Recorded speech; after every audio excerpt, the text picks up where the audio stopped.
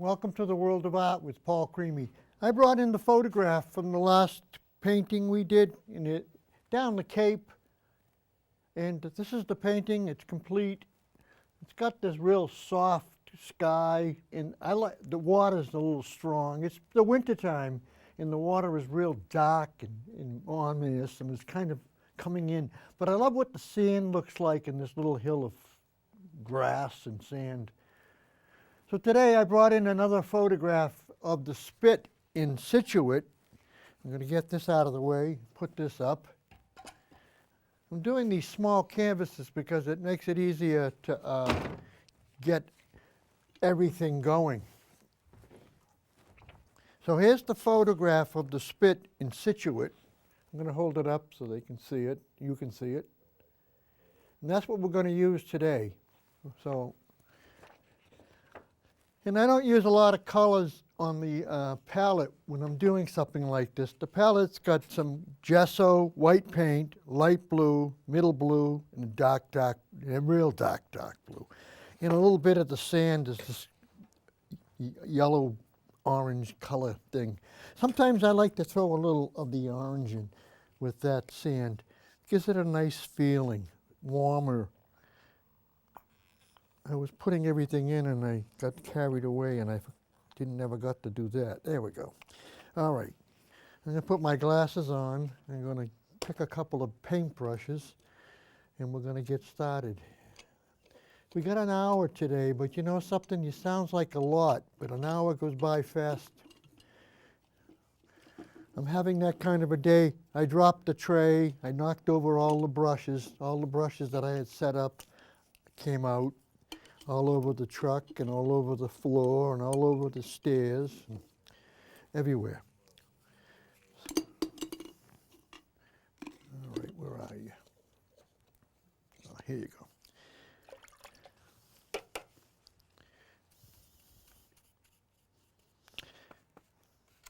I like using gesso with the paint. It gives it a nice feeling. I've been using it for years and years on that. A lot of people say, your paintings don't look like acrylic, they look like oil.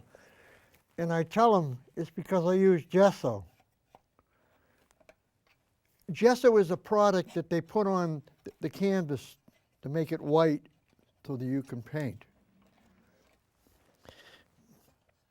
I'm just tightening up the canvas. Okay. So I tightened it up really cool, didn't I?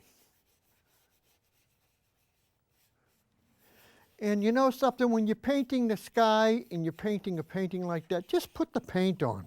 Don't think about how it's going to look and how it isn't going to look. I just do it. Always consider yourself done. Do the things you have to do right away, get it on. I even paint the sides and everything. I don't want to be dealing with it later on.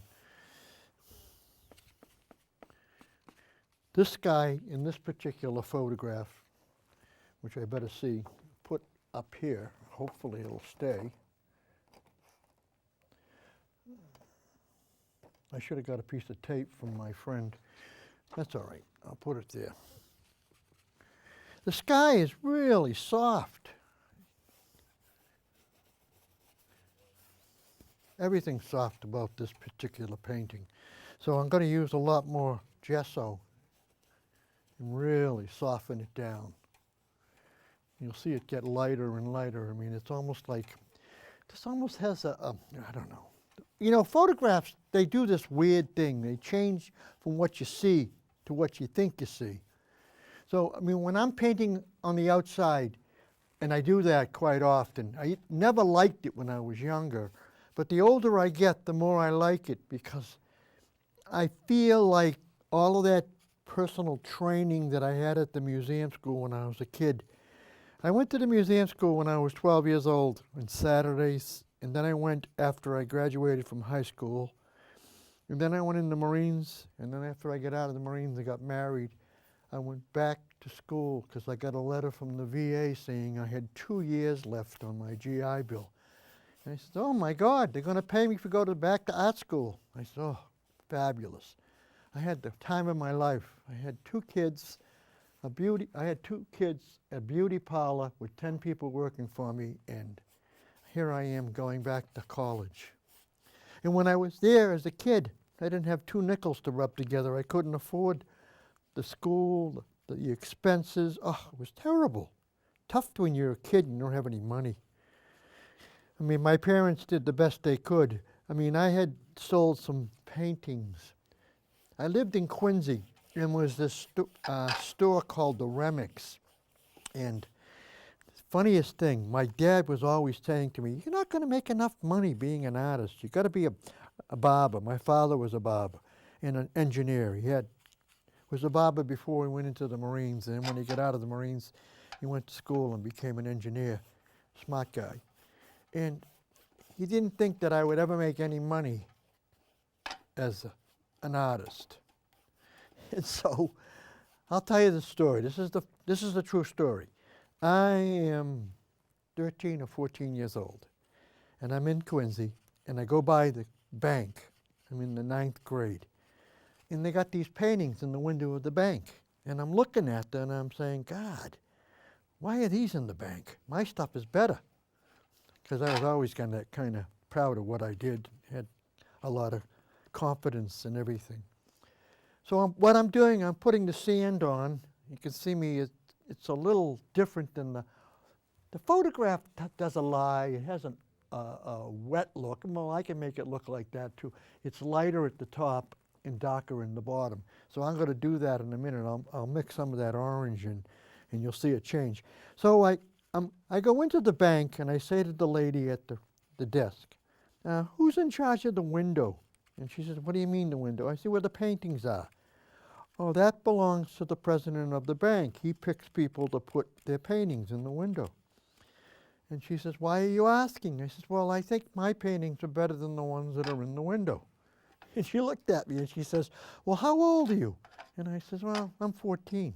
And she says, "And you think your paintings are better than this mature person that put these paintings in the window?" And I says, "Well, I think they are. I'll bring them in and show you if you'd like to." "No, go talk to the president of the bank. I'm going to go talk to him and I'll come back out." And she comes out and he says, "He wants to talk to you." So I go in and I talk to the guy, and the guy says, "Well, why do you think your paintings are better than the ones that are in the window?" And I said to him, "Because they are." And he starts to laugh and he says, "Boy, you're pretty confident for a kid 14 years old." He says, "All right, bring a few of your paintings in." I put my glasses on. "And we'll take a look." So a couple of days later, I grabbed 3 or 4 of my paintings.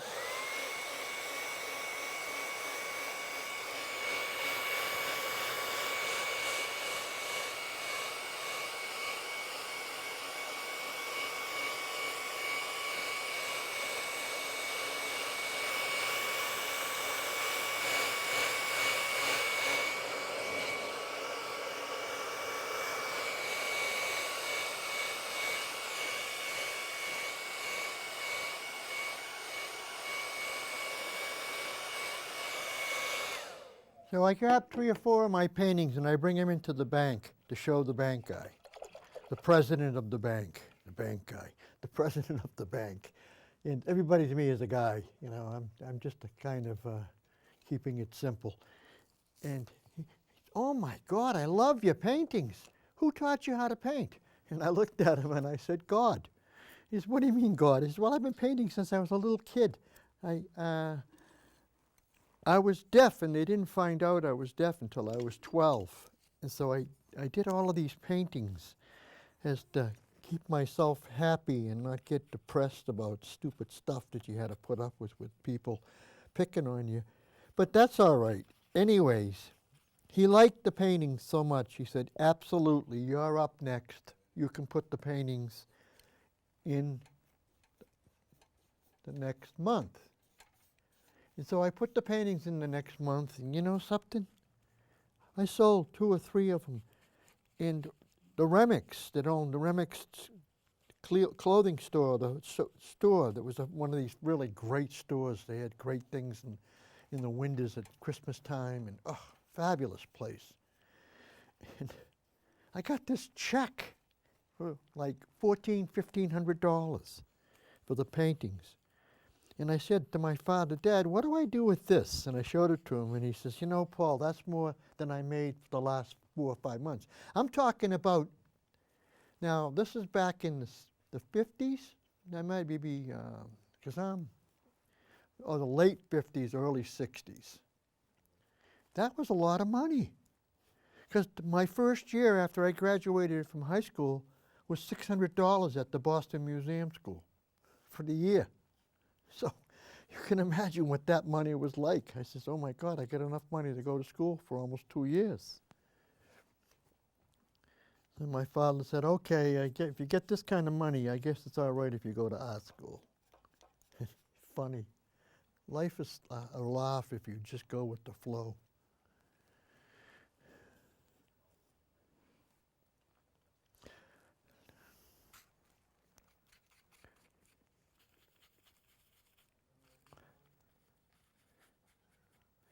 So what I'm doing is I'm taking this sandy color and I'm putting it in the white paint, and I'm going to make this lighter up here, hopefully. Just keep going over it and over it until I get it nice and light. Then you're going to put some of the darker water above it, and then some of the lighter water in here as I dry it. And so everything is broken down. I got this little chair. I'm going to sit on it. A friend of mine gave it to me. He says, you might like this. I said, oh, God, yeah, kind of neat. You know, you get to be 76, and you don't realize standing on your feet, oh, that's nice, putting the tan up at the top of the painting. Clean the brush. You don't realize that all this stuff is going on. I'm having that kind of a day. I knocked the paint over. I knocked the card over. I tipped over a whole bunch of stuff. I'm doing really well here. I love it when you have this kind of a day. So I have a million stories like that. Oh my God, stories that you just can't believe. The things that I've done and places that I've put things. Like my son had a terrible accident when he was a kid, and I wound up doing a crucifixion for a church in Hanover. And it's the funniest thing. I never in a million years thought I'd ever do anything religious. And I've been going to Mass for the last 45 years every single day because of my son's accident and how he come out of it. Not any problem. Thank God, he's 54 years old. This happened when he was 12. So you don't know what's going to change your life, but things do change your life. If you're going along and everything's hunky-dory, it's a blessing. We're living in a world where things are funny today. You know, people used to be a lot nicer to each other. I don't know what's happened. This painting looks real simple, but you have to get it set up so it is simple. I'm going to put this somewhere. I think I'll put it on the floor. There we go.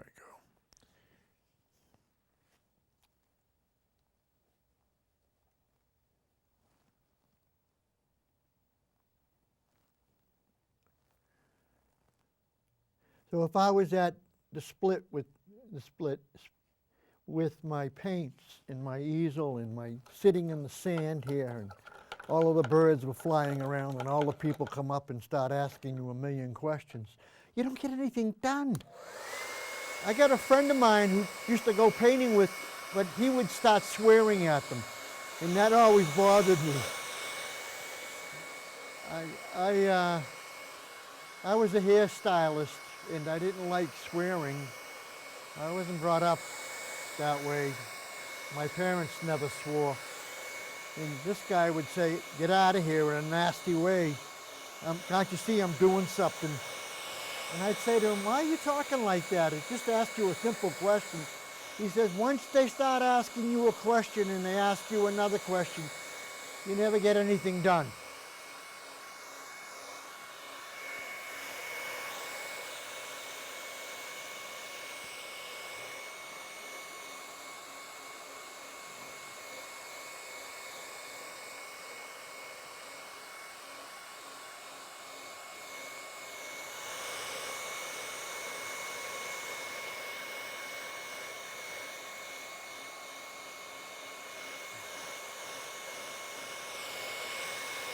So I go to Maine a lot in the summertime, and I paint outside a lot. And I'm hiding under this bridge, not because I'm hiding from anybody. I just wanted it to be somewhere quiet and out of the way where nobody would be bothering me or I wouldn't be bothering them. And I'm there for like 4 or 5 hours, and I'm painting this beautiful stream coming into the ocean. And finally I turn around, and there's like 60 people standing there taking pictures. You know, a friend of mine says, Paul, you should have run up and said, here's my card, send me the photos. And I was not like that. I says, hey, they want to watch me paint, they can watch me paint. I had been doing this painting show for a long time, and so I've never been one of these people that gets upset by somebody watching you while you paint. I like it. It doesn't bother me. I like to be able to teach somebody how to paint, how to see things. But sometimes you just don't realize how much people need to be set free from stuff that's going on in their lives. A show like this, I used to watch Bob Ross, but I had to stop because every time I watched him, I fell asleep. So now when I watch him, if I can't sleep, I get up and watch him, and I go to sleep in about 5-10 minutes. My wife says, what are you going to do? Are you going to go watch Bob Ross? And I said, yeah. She says, I'll come out and put a blanket on you. And I'm sound asleep in 5 to 10 minutes at least. All right, let's put some water in there. It's got this, I'll hold this up again. It's got this little pond here, this little tide pool with the 2 birds. And it's got all these boats, and I didn't put that water on. I'm trying to let the sky dry a little. So when you're outside and you're painting like this, and you got all this stuff in front of you, the photograph helps you in the sense that you don't have overwhelming stuff going on. When you're painting outside, you can get a little overwhelmed. The people talking to you, coming up to you, walking right in front of you, right in the middle of the painting, stuff like that, you know, it gets a little nutty. So you have to pick a location that you have some freedom.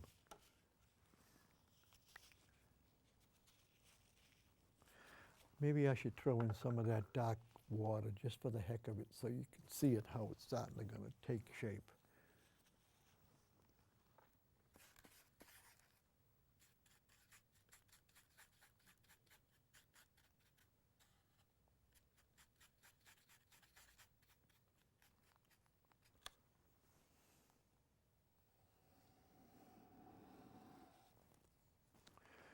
Boy, are you good.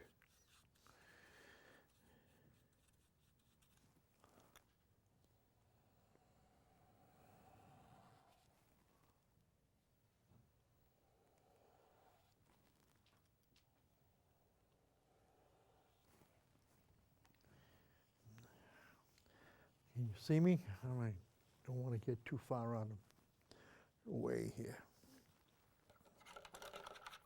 All right, let's dry that a little.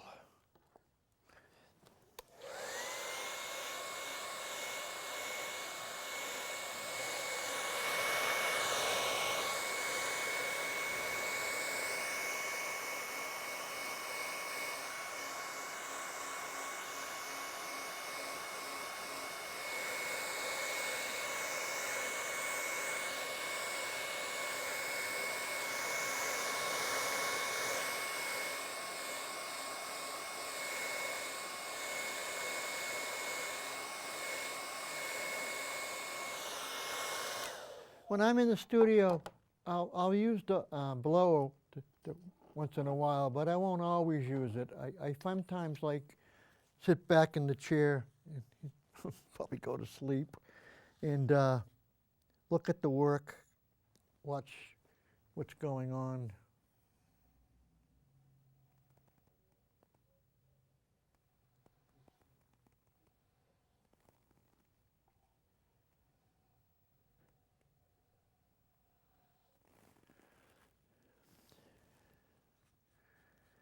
See, when you paint something, don't get overexcited or underexcited. Just do it. And don't listen to anybody else about what you're doing and what you're not doing and how good it is or how bad it is. They can drive you crazy. I had some really good teachers in my life who really helped me in the sense that don't let your talent become more important than your personality. And, you know, and I got a scholarship to do this and I got a scholarship to do that and all of this nonsense. And I was just one of those people who loved to work, and I still love to work. I have an etching press, and I have this press ever since the 70s. And then I had to get rid of it because we got kicked out of a building because they made it into condos in Rockland. And so I would say to my friend, I'm going to get another press. And she says, Paul, you're coming into your 70s. You're never going to get another press. Why would you want another press at this stage in your life? And I says, because I miss printing. I mean, that's how I got into the museum school, because I did these linoleum cuts. And everybody knows what those are. I got a million scars in my hands to prove it. And I love printmaking to this day. So when I sold my press that I had for like 35 years, I had to wait 12 years to get another one. Just never came around. I always kept saying to my friend Marie, I'm going to get another press. And she says, Paul, it's just not going to happen. You're too old.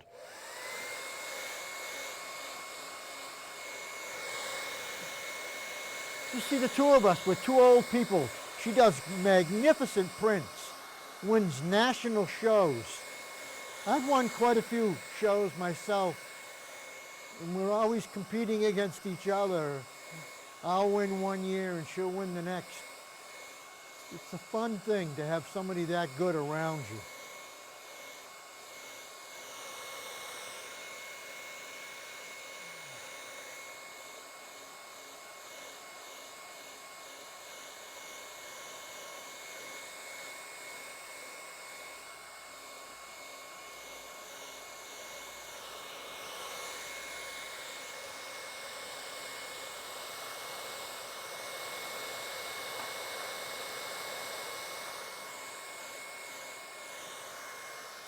All right, let's see what we can do with this little pond, little water, whatever the heck it is.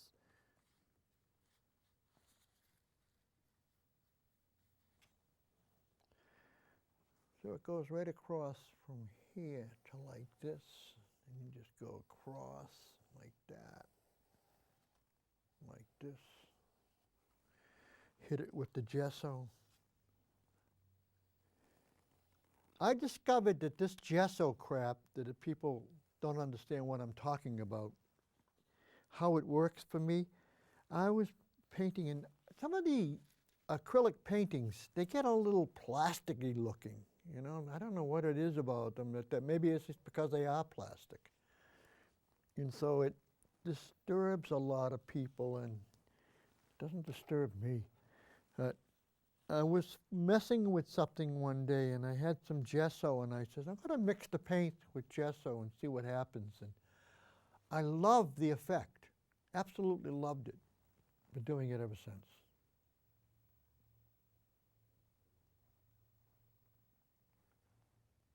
I've taught a lot of kids how to do it, and their work is incredible. I had 12 girls. I go to St. Mary's Church in Hanover, and a lot of people know that I teach once in a while. And so I had these girls come and say, will you teach us? We want to go to art school. It's a funny story. And I said, well, I don't know. And they said, well, our mothers will pay you really well. And I said, all right, we'll do it. And I wound up getting 12 of these girls.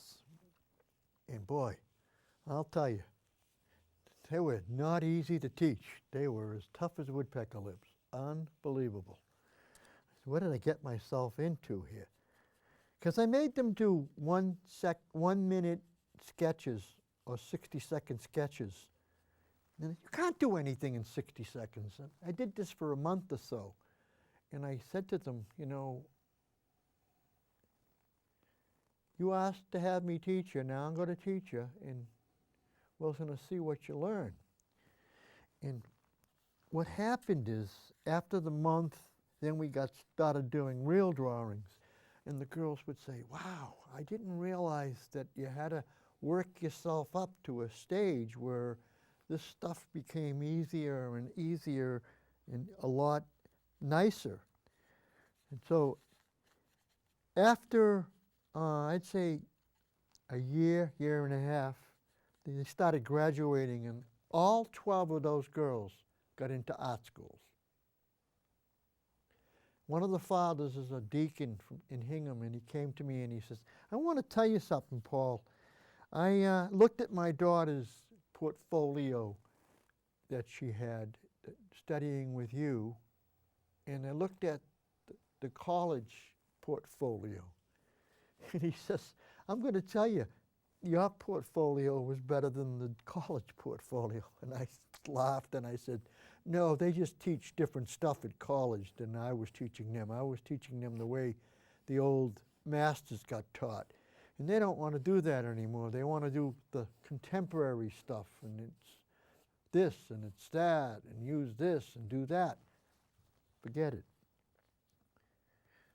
The old masters, we used to sit in front of the, as a kid, I'd go to the museum school on Saturday, and I'd sit in front of the painting of the slave ship by Turner. It was my favorite painting. I loved it. I can't imagine how he could have painted such a fabulous painting. But then I realized that the Impressionists all went to England and watched and looked at what he had painted, and they came back and started doing Impressionist painting. So that's how good Turner was. That's how good they are. They were magnificent artists. Renoir and Gauguin and Cézanne. Oh, Van Gogh. I love Van Gogh. Van Gogh is one of my favorite. And people accuse me of copying them. Of course I copied them. I went to the museum school. You had to copy the masters.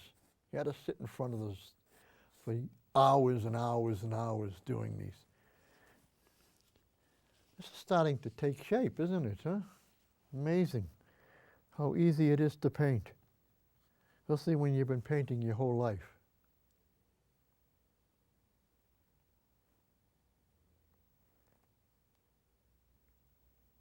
You can't make a mistake when you're painting. You can't. You've got a paintbrush, you paint over it. It's like having an eraser. White paint, all these different colors. Beautiful. I'm going to stand up for a second. I'm going to hold up the picture to you and show you. Okay. This is what we're doing. I've been kind of stingy by looking at it without showing you. And so we've got this foundation set up. I think the sky is a little better in my painting than this sky. This sky is kind of plain. And if I can, I might put a couple of those sailboats in here and a couple of the birds.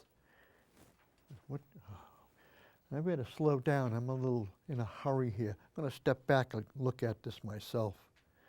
Well, I like the way it looks. It has a nice feeling. I think I should put a few rocks in here, and I didn't put any black out. Let me get some paint here. Stick a few rocks in. Get some gray. Here's some gray. See, this is the thing you can do as you go along. You can always alter or change or adjust everything you do. It's paint. It has all of these qualities of what you need and what you don't need.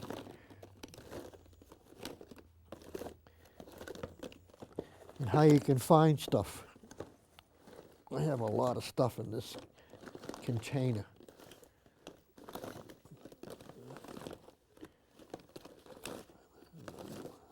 Where are you, black?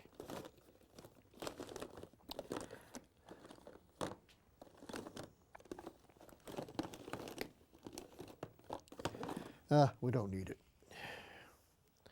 That kind of a day. I'll just mix the little blue with the black, with the gray, and we'll have those rocks in a second.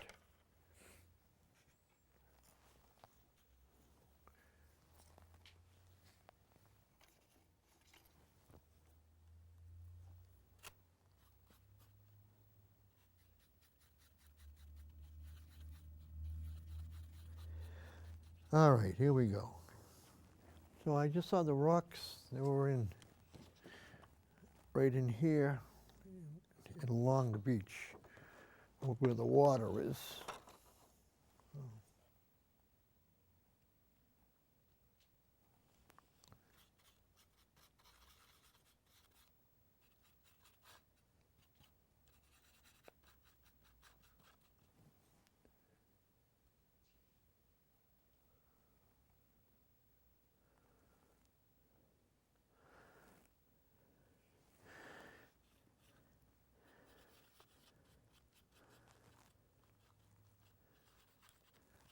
You know,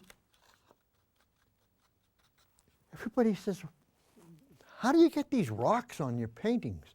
You do a nice job with the rocks. I says, I make spots. Rocks are just a little tiny touch of the paint.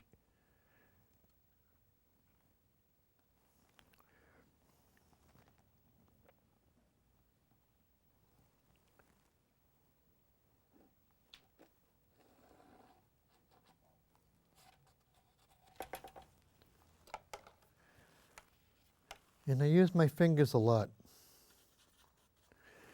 I have a good time doing this.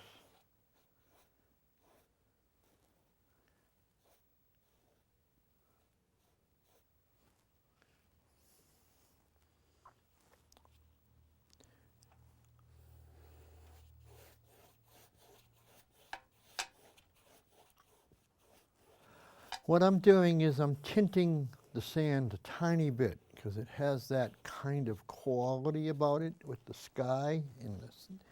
Everything reflects off of what the sun does and what's going on. See, the trouble with painting outside, and this is what every artist will tell you or should tell you, it changes so rapidly. Oh my God. That's like when I was under the bridge. I wasn't paying attention to the sky or the movement of the clouds or any of that stuff. I was just doing the stream with all the trees and the movement, and it was coming out gorgeous. Every once in a while I put that little painting up on Instagram or Facebook or LinkedIn. LinkedIn, I have 39,000 followers. And I don't think they're following me because they like me. They're following me because of the painting, because I put up these paintings.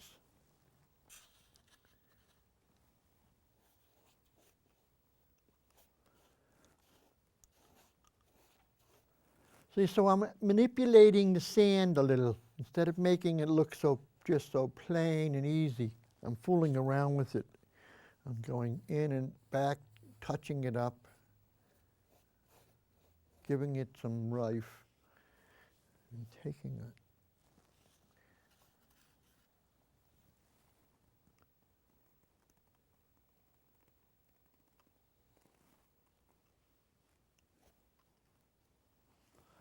All right, let's try it. Then we're going to put some seagulls and maybe a couple of boats, I don't know.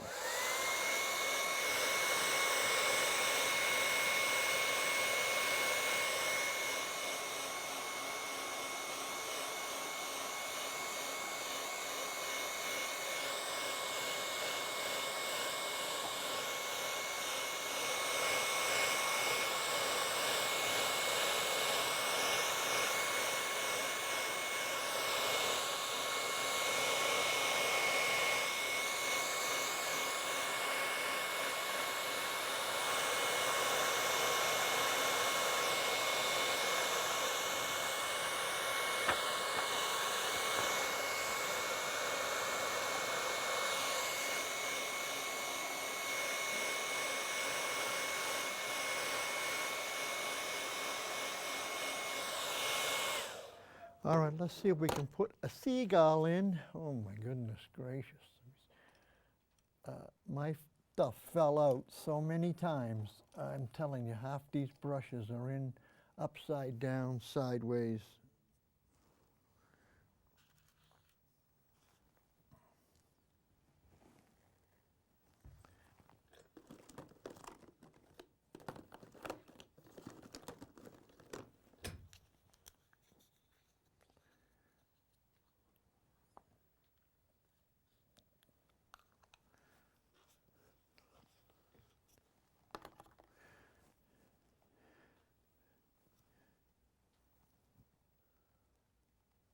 All right, we're going to try to do a seagull here.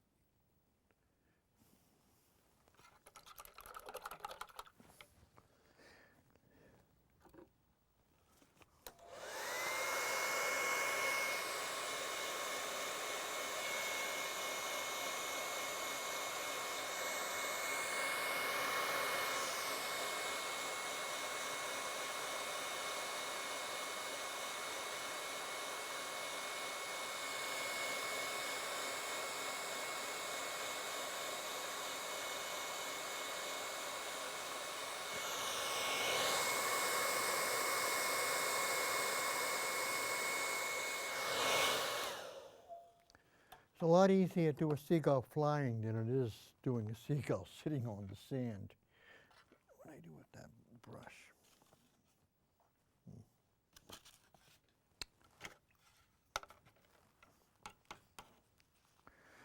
So you just got to be patient with yourself, go over it a couple of times, and all of a sudden, you might have it.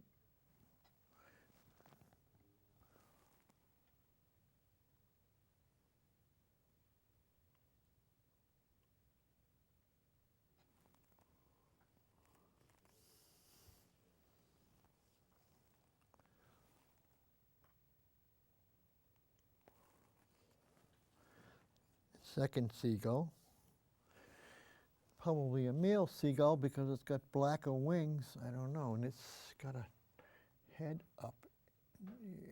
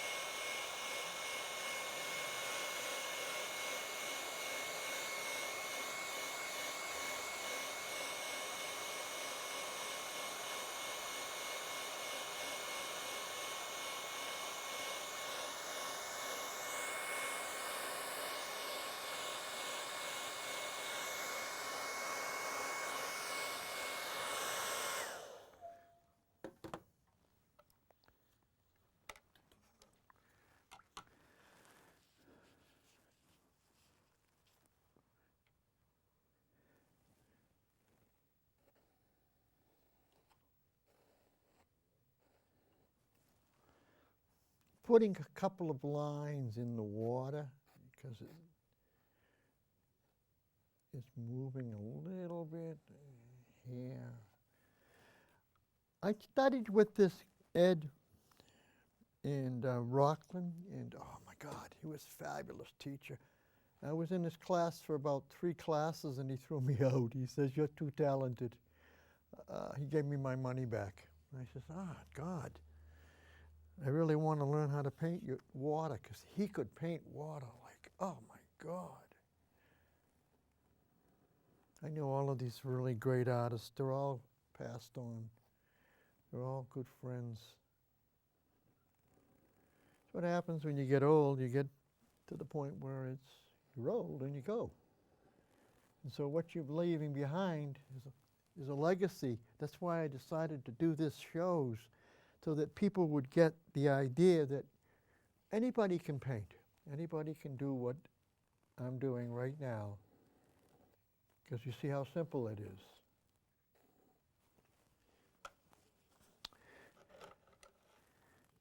But you can't start with an attitude, oh, I don't know how to paint, I don't know how to do this, I don't know how to. You start that with that attitude, it doesn't really get you anywhere.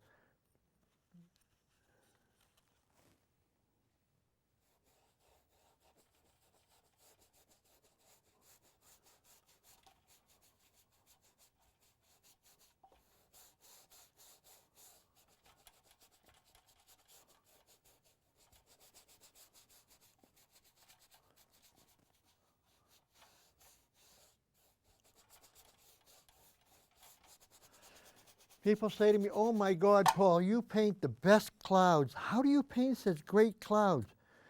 I says, I spent a whole year painting nothing but clouds. I went and took lessons from this lady in Situate. Sibley was her name, older woman. She was in her 80s.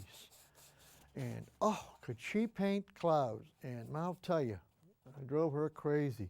Show me some more, show me some more. She says, you have more energy, Mr. Crimi, than anybody I've ever taught. What is it with you? And I says, because I'm excited about what you're teaching me, and I want to get as much out of you as I can, because I want to paint beautiful clouds. And so I spent this whole year painting these incredible clouds. And you know something? I sold them like crazy. I couldn't believe it. My wife says, what's going on with these clouds? That's all you're painting. I said, well, people keep on buying them. And there's nothing to painting clouds.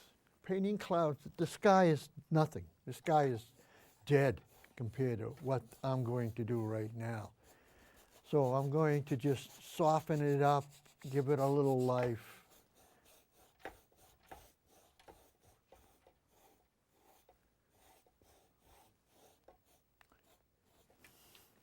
Get one of my, how are we doing in time? 15 minutes. Beautiful.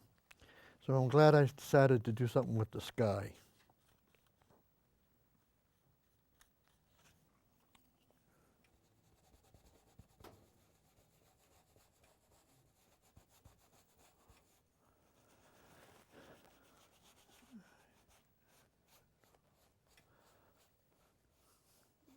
This is a cloud brush. That's what they call it. I get a kick out of that, cloud brush. But it does work.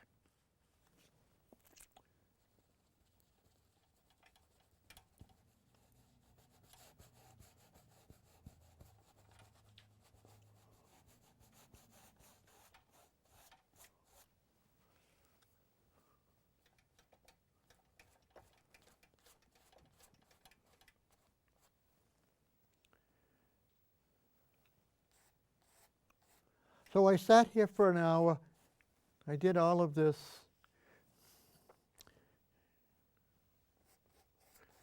I probably changed it. Somebody's sitting out there saying, why did you screw up the sky? It was beautiful. I wanted to give it some more personality. I'm telling you, it was just too plain. The photographs was very plain. Every time I painted, I do a different idea or a different feeling or a different mode with the sky and the water. I think the sand is still a little dark in some areas, so I'm going to sort of lighten that a little more.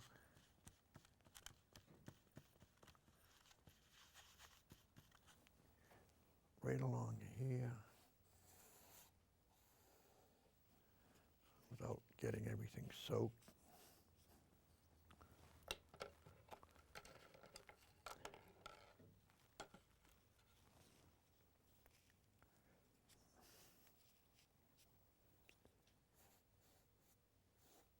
Oh boy, I did it.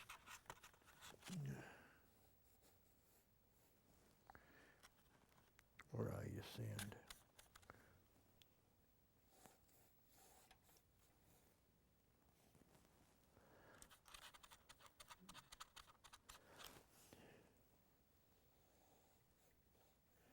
See what I mean? How you can change things? Just takes a second and it changed. And I like it. I'm going to step up, dry this. Get out of the way here, show it to you. Get my chair out of here.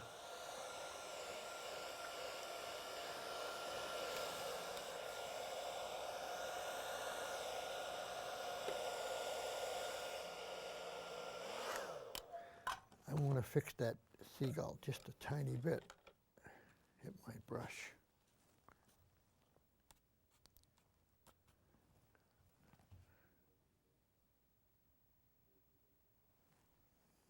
There we go.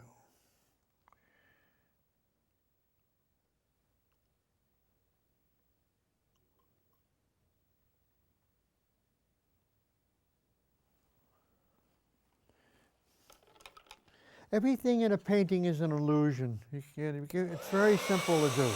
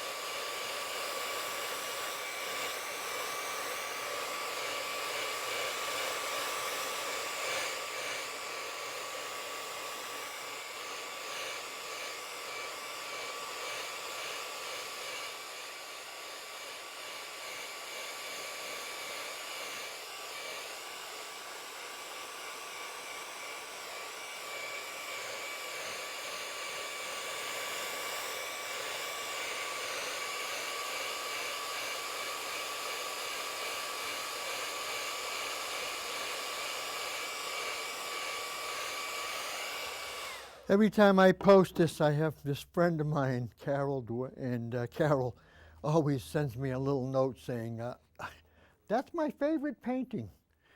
Oh, now I should tell her that if she goes on her computer, she can watch me paint it. Now, those rocks are still a little too dark, so let's touch them up a tiny bit by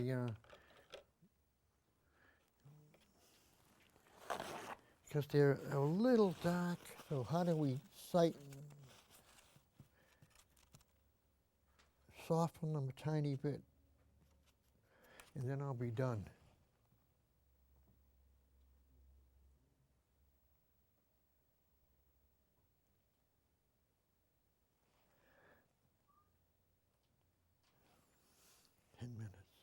I have 10 minutes. Whoa.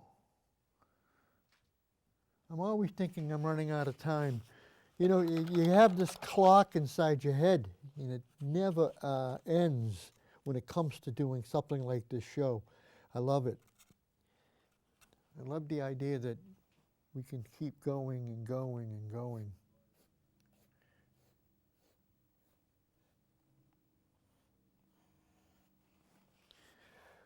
Like the energizing bunny. It just keeps going, going, and going.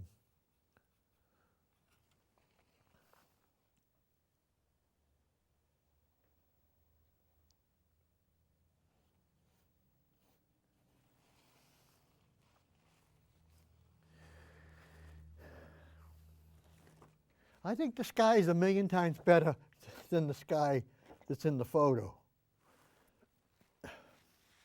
Oh, I don't know if you can see it because of the light. But I like the sky. That's all. As a kid, I was watching the Johnny Carson show one night. My mother let me stay up and watch him. And he had this man on that did, I don't know, the balloons, you know, you twist them and make them into different things. And Johnny Carson says to him, well, how do you know what you're going to do? And he says, I am the man. This is my job. Of course I know what I'm doing. He said, well, doesn't people say something to you? I like this or I like this. No, I do what I do. I'm the one that's my job. I do this. And that's the way it is.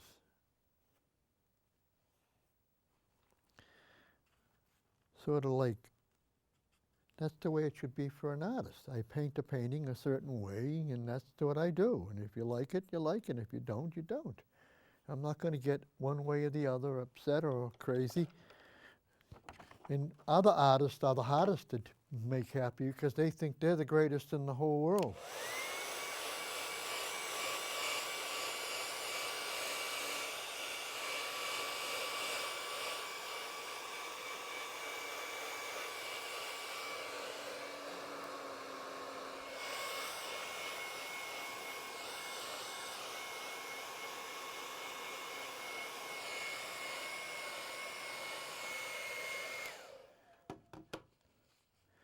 And you know, these kind of paintings, I could paint this painting a different way every single day, forever. Just because you can change things just for slightly, a little bit here and a little bit there.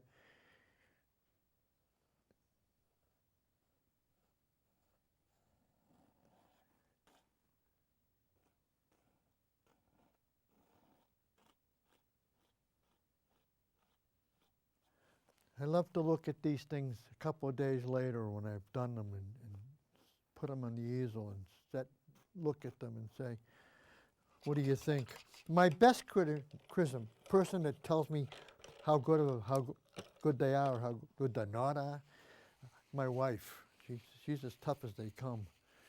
55 years of looking at all the stuff that I do. All right, so I'm going to show you the photograph again. And tell me, this is the photograph, and this is the painting. I mean, I don't think the seagulls look that bad. When you're working on it and you're that close, it's hard to tell. And I like the rocks. I think the rocks are nice. And I love the sky. And the water looks good. So, I mean, if you got all of these things you like about the painting, you must like the painting. So that's what I want you to think about. Always say positive things about what you do and how you do it. Because there's always going to be somebody who's going to come along and say, I don't think those seagulls look that good, or I don't like the way the rocks. Don't listen to that stuff. In fact, if you don't want to, don't show people. Just do what you do. I'm going to dry this a little so I don't get paint all over my car and all over me.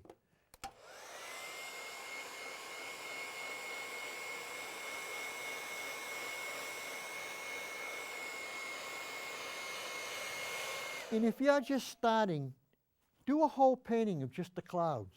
Just do the clouds and not the sand and not the water. And then do one of just the sand and then do one of just the water.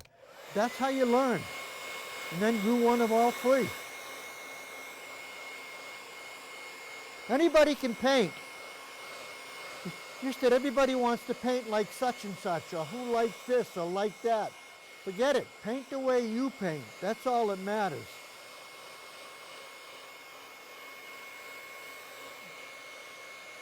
I have a friend of mine who told me about the Van Gogh movie that just came out last year, or I think the year before now.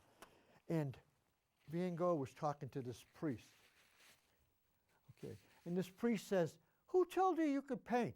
These paintings are disgusting. They're ugly. They're terrible.